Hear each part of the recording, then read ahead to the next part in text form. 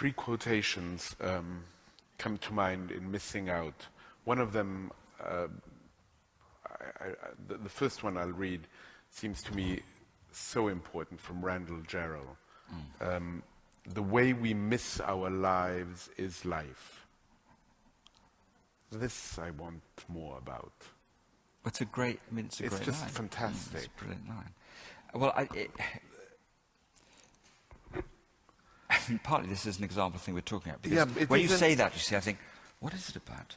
Now, I don't even want you to tell me, Adam, what it's about. No, but I could say something about it. But I must say, I want you to say something about it. But before you do, I read this so many times, and I thought, my goodness, this is fantastic. Yeah, exactly. But and it's just a few words. Yeah. It could have been your 7 words, which I will tell in a little while. Yeah. But what does it mean? And do I want to know what it means? But my goodness, it is so true.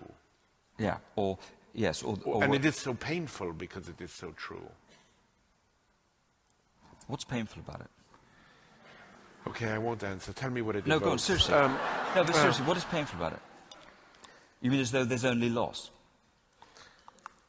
Well, loss interests me greatly. Yeah. Because it could be extremely comforting, couldn't it?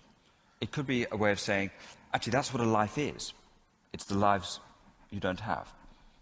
As if to say, don't worry, because that's what a life is. You shouldn't be thinking, God, how can I live all this? No, I'm not telling you. I'm not telling you anything. But just generally, what I'm saying is, there could be a comfort in that line. And the comfort would be something like, you don't have to worry about trying to have the lives you think you're missing. Really? You could just think, the way we miss our lives is life. Or you could think, this is terrible. If this is true, it's a catastrophe. Because we're always in a state of irredeemable mourning.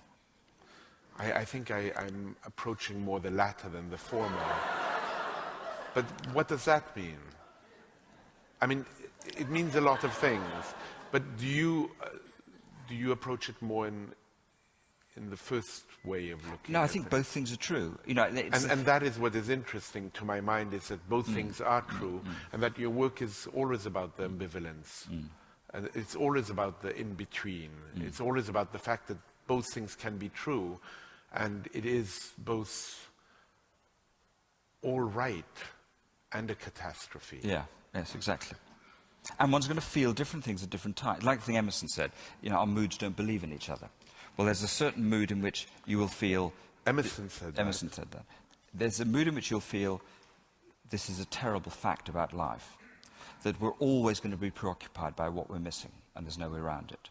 And in another mood, we could think, well, that's what it is to live a life. So get used to it. That's the point. It's not the problem, it's the point. Okay.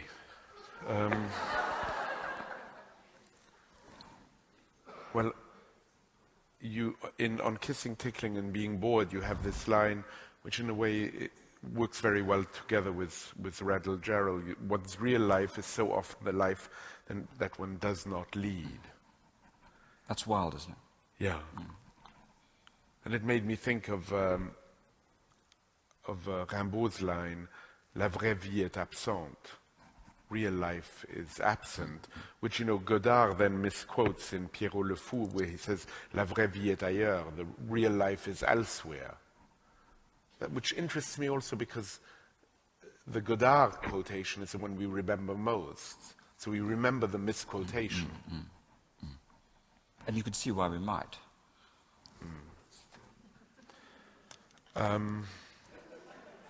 Yeah.